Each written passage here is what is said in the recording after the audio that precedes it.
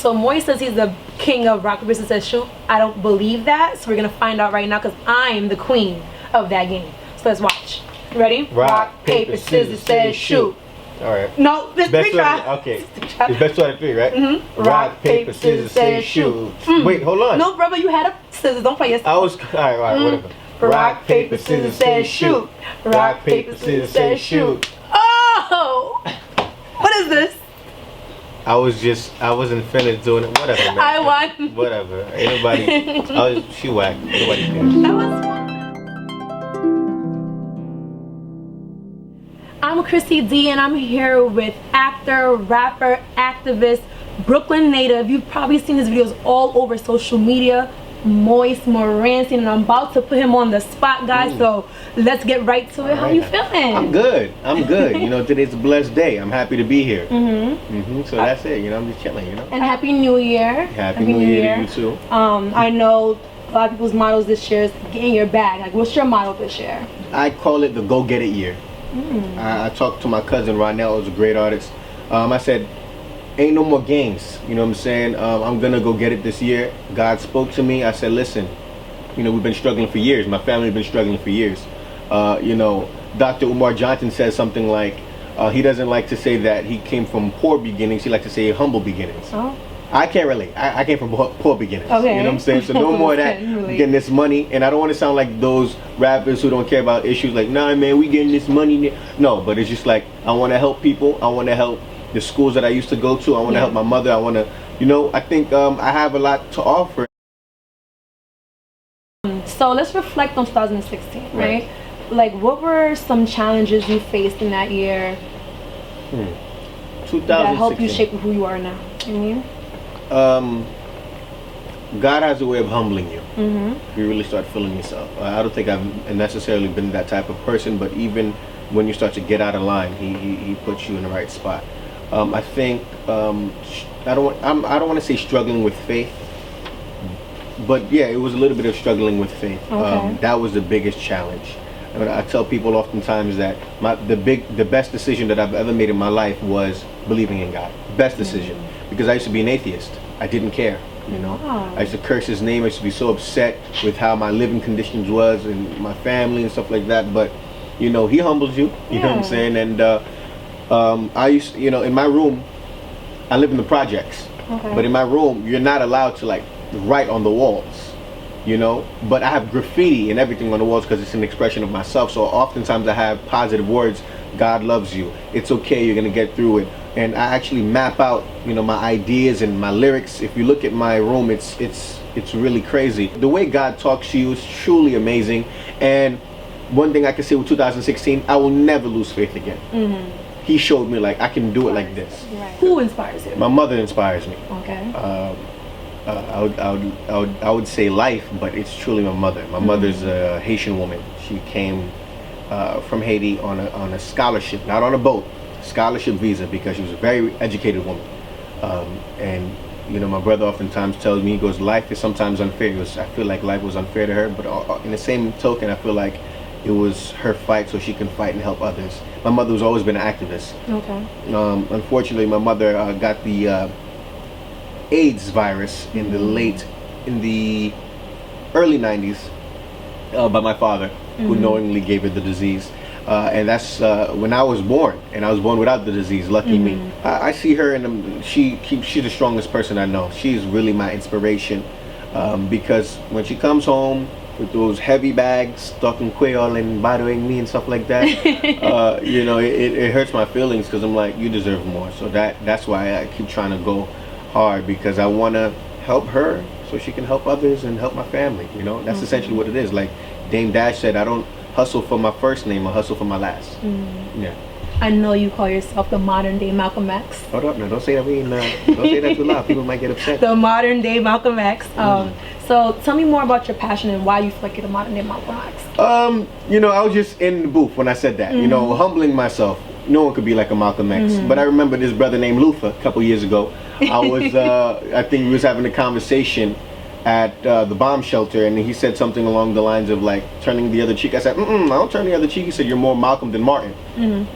And I said, okay, I might have to take that from you, brother, and I can't give you no check for that. I'm gonna just put that line in my no. But I feel like I have a huge connection with Malcolm X, and like a lot of people do. I just, I studied that man and the way he articulated himself when he was alive, and the way he carried himself. A lot of his ideals I respect, and that's why I try to do things in a certain way, because I'm like, what would Malcolm do? You know what I'm saying? He was truly an American hero. He was definitely a black hero.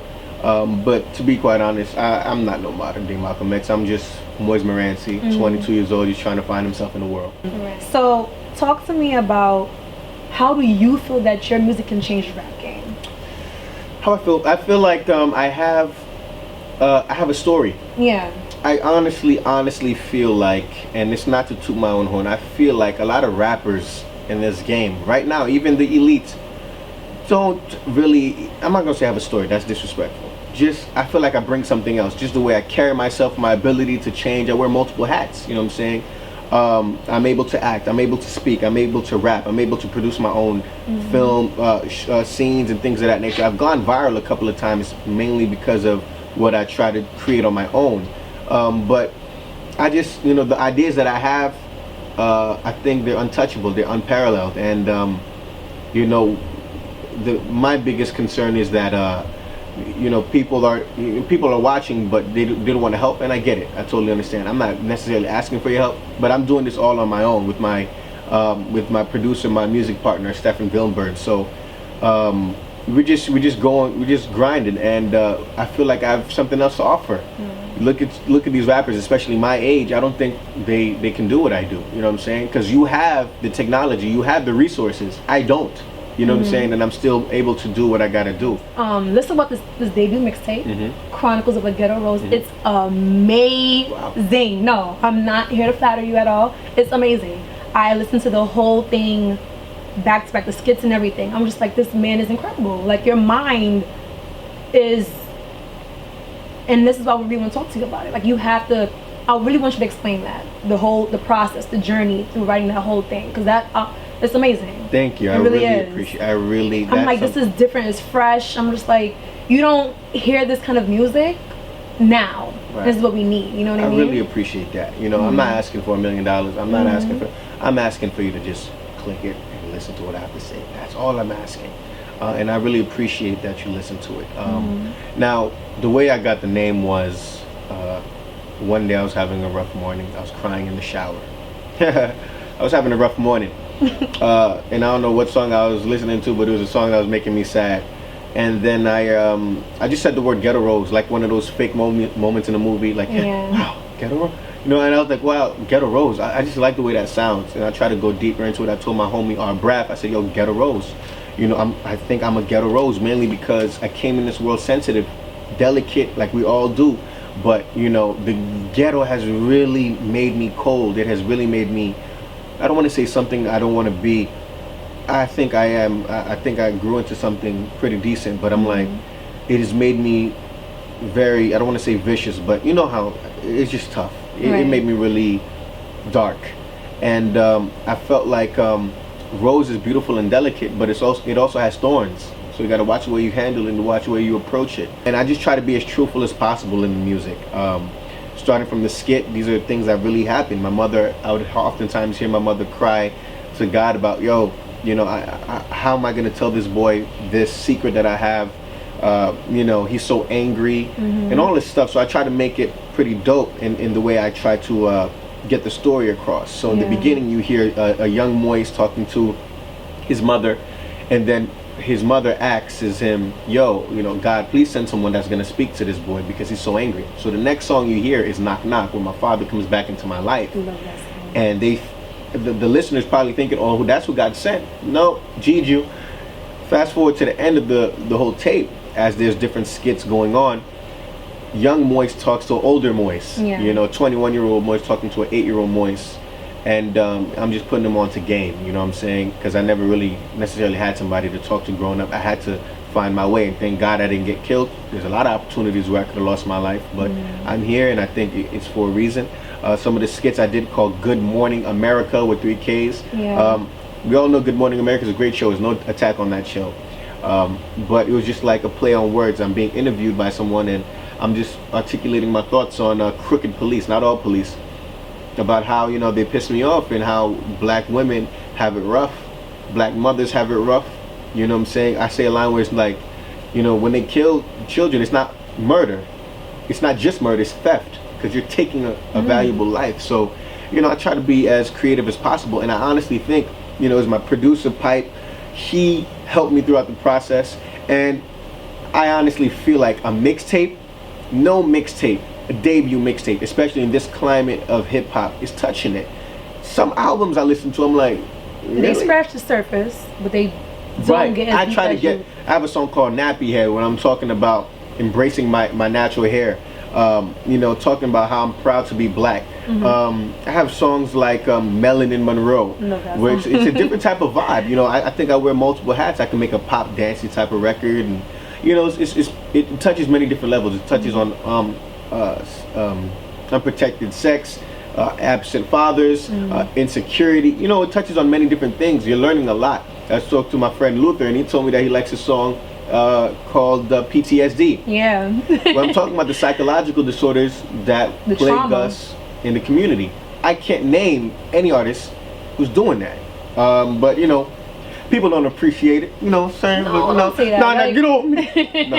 But you know, I think you're learning a lot, and it has a bounce to it, and it's just a dope record. So I gave my all into it, and as time progresses, I know that people will listen to it. I'm gonna tell you some of my favorites. Mama's Secret, amazing. Knock Knock, love Knock Knock. Yeah, thank you. Do the Right Thing. 9. It's aggressive. Very aggressive. And One Day. So I want to ask you, can you please explain Do the Right Thing? Spike Lee is one of my favorite directors. So you would hear, like, I did a song called He Got Game, Do the Right Thing. But there was a dark time in my life where some people were really trying me. And I'm not here to incriminate myself, but I was reflecting on, like, yo, yeah, I'm on some like real positive stuff, but you know where I'm from. It's a song where I'm talking to the devil, you know, because he says a line where he's like, you know, I can't think of the line right now. He says a line where he's like, remember how you used to walk around with that knife? I could really make you about this life. And I'm like, you know, it's sad, but I live in an environment where it's not hard to get your hands on weapons. It's a reality. But you know, I was just really contemplating. I have to do the right thing. I have to do the right thing, because my mama didn't raise no thug, but you really trying me. But that's essentially what it is. And at the end of the song, I say, you know, how you gonna win when you ain't right within? Lauryn Hill. You can't prevent temptation, but you can prevent the sin. You're gonna be tempted in life. Sometimes I look at these girls and say, hold on, girl, you look kinda good. No, I'm just kidding. But you get tempted, but when you do the sin, it's something else. So that song is where my state of mind was. And every song, it took a while to get this thing done, because it was stages in my life. You know, there's a lot of stories, and I really just try to do the right thing. I try my best to do the right thing in life, so that's essentially where it came. So I gave you some of the songs that I love on the mixtape. What are your top 3 favorite songs? I have to think. I don't even know how many. I have 15 songs in it, but I'm trying to think. Oh, take your time, because I don't know. Every song I have a connection with. But the things, I feel like the song that immediately has like an immediate reaction for me, it makes me feel happy and want to dance, is Nappy Head. Because it's like, it's a funky type of song, and I'm like, I really feel proud of being black. There's that. I think Mama's Secret was one of my first songs that I ever did. So that's when I was actually 18 years old. I wrote that record. That song, I'm not gonna say I hate that song, but it's just, I don't like hearing it because it's so sad to me. My favorite, I can't choose a favorite. I can't choose a favorite. But there's certain songs that, you know, get a certain reaction, like Bishop. That is a hype song. 9, I think 9 is very creative, because I'm talking about a gun and a girl. And a girl at the same time. Yeah, you know what I'm saying? I like Melanin Monroe because I feel like it's like my keep your head up. You know, it makes a lot of black girls feel happy to be black, and it has a bounce to it. No, it's always nice to know that there's a brother out there that's always going to look at us as black, beautiful black queens. And I feel like that song does exactly that. Awesome. So, appreciate that. Thank you. That reminder is necessary. And I appreciate it. I'm sure we all appreciate it. Cool. There has to be a lot of different artists in the game right now that would love to work with you if they just get their hands on you, like seriously. So I want to know, what artists would you like to work with? I don't know. You know who I really like? I like Chance the Rapper. I like Chance the Rapper. I think Chance the Rapper, he's doing God's work. Yeah. You know, I didn't get Chance at first. I was like, I said, what are you, why your voice like that? What are you doing? But, you know, then I heard this girl, I ain't talking to that girl no more, but she played a song called Cocoa Butter Kisses, I think. And I was like, wow, it touched my heart. So I was like, that. Chance the Rapper is an artist that I really, really like. Okay. And he's just doing things outside the box. There's not a lot of artists that impress me. And that's real. There's some artists that I'm like, okay, cool. Oh, that's not. But impress me, nah. Impress you in the way meaning like they're not delivering the message that you think they should be delivering, like in terms of like what's going on in the world right now, like what's affecting Black people, our communities. Yeah. And they have the platform to do so, but they're not really doing it. When I think of an artist, I think of like, who are you? You know, I seen I think it was Kirk Franklin when he was on the Breakfast Club. He said something like, you know, who I am and what I do is completely different things. I said, oh, that's real. So when people ask me, you know, oh, who are you? And the first answer most people would give, oh, I'm an actor. Nah. Who I am, I'm a person that likes to help people. I'm an ambitious person. I think I'm a creative person. But what I aspire to do, what I do is I'm an actor, this, that, and the third. But artists, who you are more so impresses me. Like when I see like, you know, Kaepernick. I know he's not an artist per se, but when he's giving sneakers to homeless shelters, I'm like, that. I like that. I respect that. I don't care about how much money you have, bro. Like when I see like certain artists, I'm not gonna say their name, but like, yeah, I got the thing on my wrist. Who cares? It's more about what are you doing? Care. What are you doing? I don't care, bro. Like it gets me so upset. What do you? That doesn't matter to me. So when I see Chance the Rapper speaking about God in his music, it's a beautiful thing. But it's like if you really like seriously denounce your people, then I don't see. I don't feel comfortable with that. So you will never lose that touch in your music. You're gonna always be addressing these issues. Always. I can never. Like, you know, certain artists will be like, oh yeah, well, in time, you know, they'll sell it. No. How can I forget? Because when the money come in, people change. When the money come in, I'm giving back to my school. That's the first thing I'm gonna do. So, but first I gotta help my mama. So that already sets you apart from most of these rappers today. I'd say so. I think there's some of them who do that. You know what I'm saying? Like after this, I'm also a drama teacher. For elementary school. You know, a lot of people don't know that. So, you know, I'm always with them, and I'm just like, you know, I see some of the things that they go through. You know, some of them don't even have. Some of them don't even have like you know, book bags and jackets in the cold. I had to give my jacket to one. So that hurts. So when I have my when I have bread, you know, I'm gonna do like a clothes job. I'm gonna do a lot of things for the community. For the kids, especially for the kids.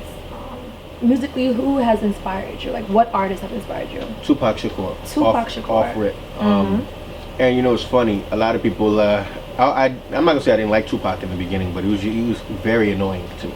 Because you know, I used to when my mother was sick, there was like I was like at not a foster place, but it was just a dark moment in my life as a child, and I kept on hearing Tupac's inspiring songs. I'm like, bro, there's no food, so I don't want to hear your lyrics right now, you know. But I learned to appreciate him as time progressed.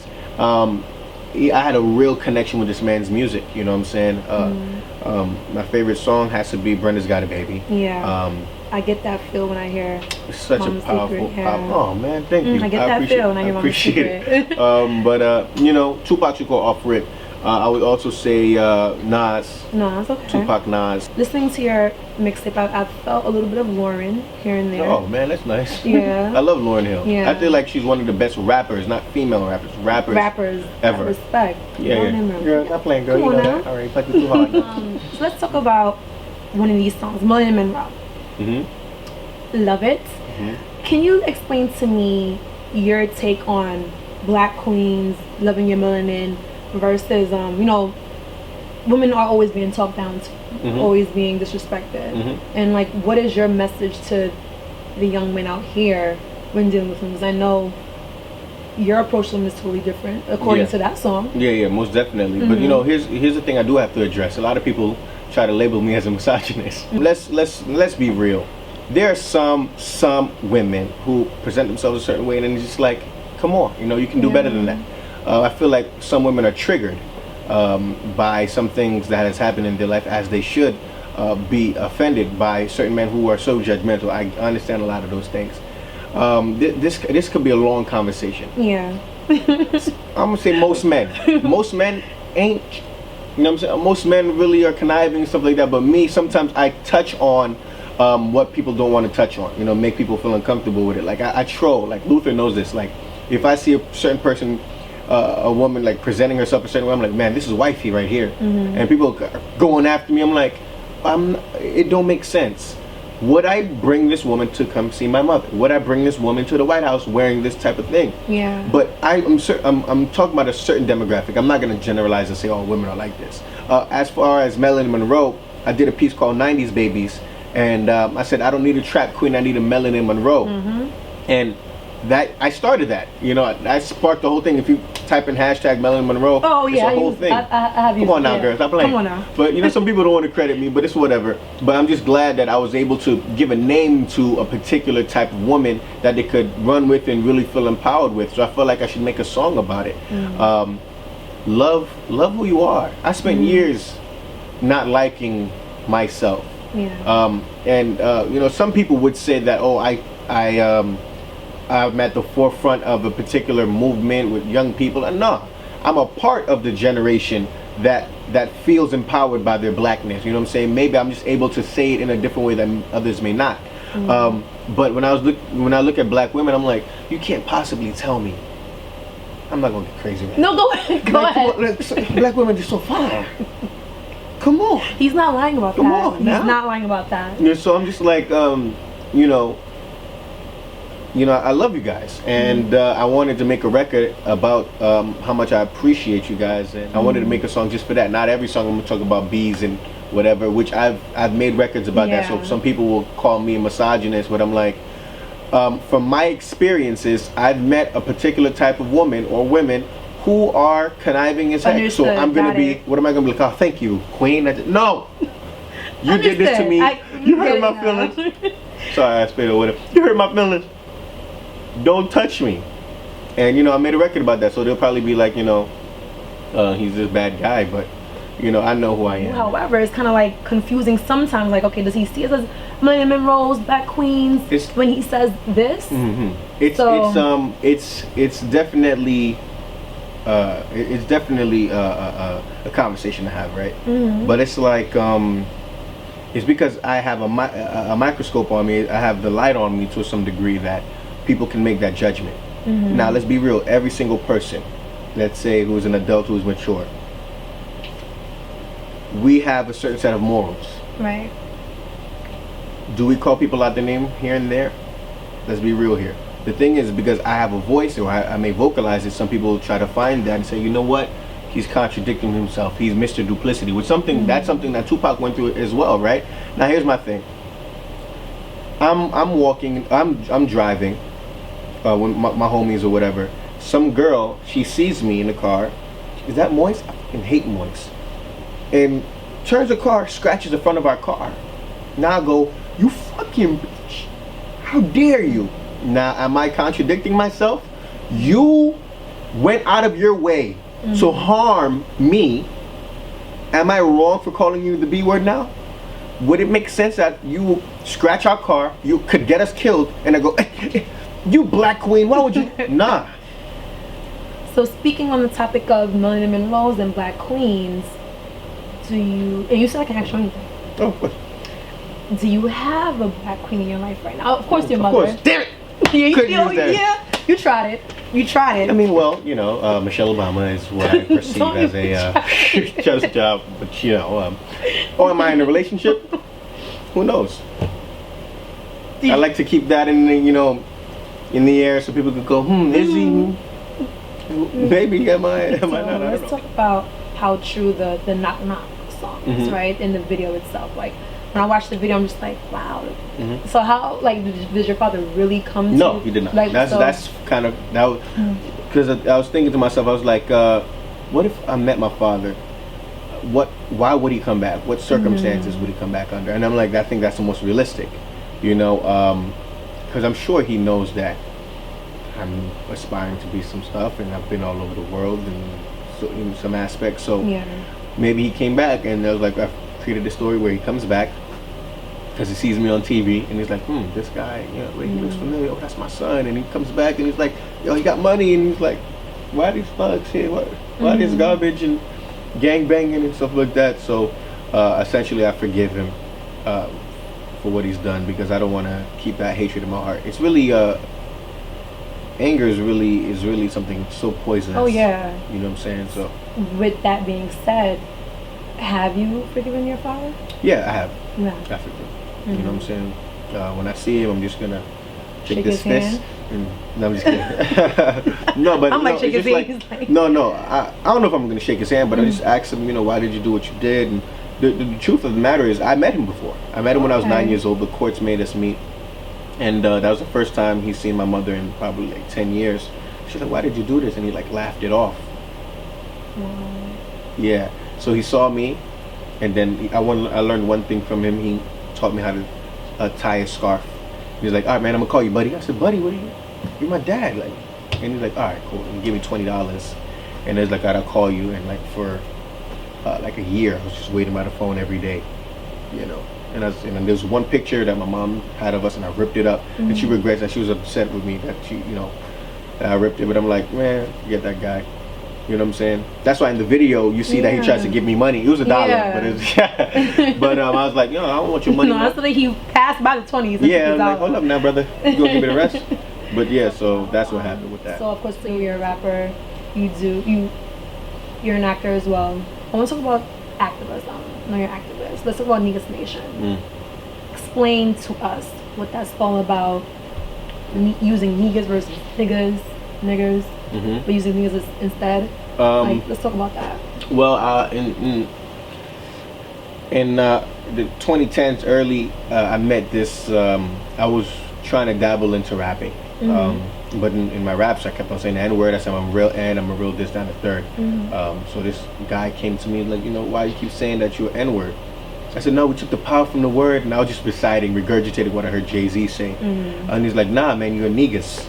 At that time, he called it Negus. And he said that, I was like, what does that mean? He said, in the Ethiopian language of Amharic, that means king. So ever since then, I was like, okay, I'm gonna identify as a king as opposed to an N-word. Yeah. So as time progressed, I started the Negus Nation, which was a collective of individuals who, identify by this, and that's just our names. I go by Negus X, and I remember telling Luther that, and I was like, I feel like Negus was kind of paying homage to Martin Luther King, and X was paying homage to Malcolm X. So that's one of my other names. There's the Ghetto Rose, Negus X, Moise Morancy, and so I just kept on going with that for years. I would identify as that. That's the name of my my brand, my movement. And Kendrick Lamar came out with something like that and made it more so widely known. He said the Negus in his record. So yeah. Yeah, I heard that. Yeah. So I hope people don't think that I got it from him or something like that. No. So let's talk about some new projects that you've been working on. 2017 was your year. Yeah, the Go Get It year. The Go Get It year. Yeah. So where are you gonna go get? I really want to keep people surprised. You know, I don't know if I want to expound on everything. I just want to surprise you. Okay. The stuff that I have fair. is like I say, man. There's nobody doing what I'm trying to do. I'm trying to just grind and I have faith in God, and He's gonna bless me with many opportunities. So there's no need to trip. So you heard it here from Moise Morancy, Negus X, Ghetto Rose. This is his year, the Go Get It year, right? Go Get It year. There's much in store for him, so we're really excited to see that. Right, thank and you. I'll be watching.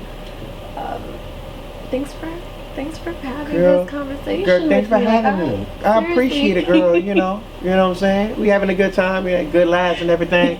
But it was really a dope interview. I really appreciate it. No problem. I'm happy to have you. Yeah, other people be interviewing. Well, so why don't you? What's your name? How you gonna interview me? You don't even know my name. No, I did my research. Yeah, but yeah, thank you. I appreciate it.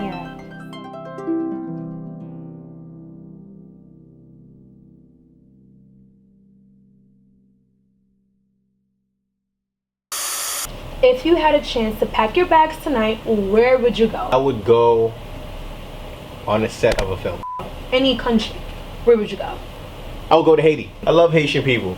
They're the most annoying people on the planet. You know what I'm saying? But the funniest people on the planet, good spirited people. You can break any law. What law would you break? The camera's on for this girl. Don't be saying that. Yeah, I'll go in the bank, man. Take all that money, man. You know what I'm saying? Give my mom some, give my homies some. Okay. And give to some schools, give to some homeless shelters, something, man. All right. Money. All right. Instagram or Snapchat? Instagram. Instagram. Yeah.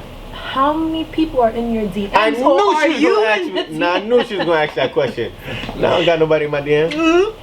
Nah. Do you slide in those DMs? Yeah. Do you do a sliding? You see how she's slick with it, sliding in. I ain't sliding in nothing. See that there? Trying to catch breath. Nah. What emoji describes you the best? The red face angry one. Do you use that emoji the most? Okay, the emoji that I use the most is the purple smiling devil one. Yeah, because I be saying some slick stuff and I put the devil face. Favorite filter and your least favorite filter? Oh, but I don't like that dog filter stuff. You don't like the dog one? No, for me, I don't do that. What I look like doing a dog? Top 5 actors. Denzel Washington. Oh, okay. One of my favorite. Jamie Foxx, Will Smith, Leonardo DiCaprio, Tom Hanks. Oh, gotta stick Go somebody ahead, out. go ahead. I love Idris Elba. Martin or the Fresh Prince of Bel-Air? Damn! He's gonna answer it. He's gonna answer it. See- Chance to watch one TV show. Martin, I'm sorry, There Will. you go. Top 5 movies. The Training Day. Training Day? That was the first one. Come on, Training Day. And you know, I actually watched Training Day for the first time the other day. Is that bad? And I'm not. Alright, let's just continue. I'm sorry. I'm sorry. I'm so sorry. Training Day, Malcolm X, Pursuit of Happiness, Ray. And wait, bring that back. Bring it back. Now He Got Game is another He Got Denzel Game. movie that got to me like a. What are these fences? Favorite color? Black Black and red and red. and white. Black, red, and white. Black, red, and white. Favorite food? But I have to get to my culture about that. My Haitian people, there's something called do you have sauce pois avec viande? That is rice, bean sauce, as the Americans say, and chicken with sauce. It's got to be made correctly. But whoo, girl, that is the best meal. Favorite NBA team? Dwayne Wade's my favorite player, so I go everywhere he is. But them Bulls ain't really looking that great. I've learned to appreciate LeBron James. So yeah, I would have to give the Cavaliers. If you had a chance to pick your top 5, go ahead. Starting 5, Russell Westbrook, point Okay. guard. Dwayne Wade, shooting guard. LeBron James, small forward. Power forward. Marcus Cousins. And in center, Porzingis, whatever his name is. Porzingis. He's a center, right? Yeah, that's my starting 5. Okay. Now give me your worst pickup line used. I never use pickup lines. Don't use pickup lines? I do not. This is my smoothest. I was like, hey, what's up, girl? What's going on?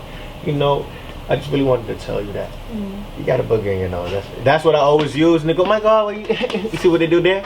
And then they go, my God, hear my number. And then they throw the panties at me and I just, come on, girl, stop playing. You know, Who's the go-to on your iPod right Tupac now? Shakur. Favorite quote? Do you have one? When someone shows you who they are the first time, believe them. I think that was Maya Angelou, I believe. Describe your perfect woman. My perfect woman. Been practicing for this. No, my perfect woman. I think my perfect woman. She has to be smart. She has to be smart. She has to be ambitious. Know about what's going on in society, in her community. She has to want to help people. She has to be forgiving. She has to be compassionate. And she got to love kids. You know, carry herself like a lady. And of course, you know, you're in your 20s and stuff like that. So of course you want to be young, but don't play with me. Represent me right, girl. Stop playing. Don't be trying to, you know, entertain these other men. Describe a romantic date you would take your significant other on. A night watching a Broadway play, dinner, whatever you want. If I got it, or we splitting the bill. Stop playing with me. And a night at the hotel. You know, just sprinkle some roses on there. The ghetto rose. Stop playing. You know what I'm saying? And go to the bed and read some books and then go to sleep. Yeah, that's it. You know, none of that stuff. I'm like, yo, what up, what up? It's Moise Morancy, aka the Ghetto Rose, aka Negus X, and I'm here with Chrissy D, and she just put me on the spot.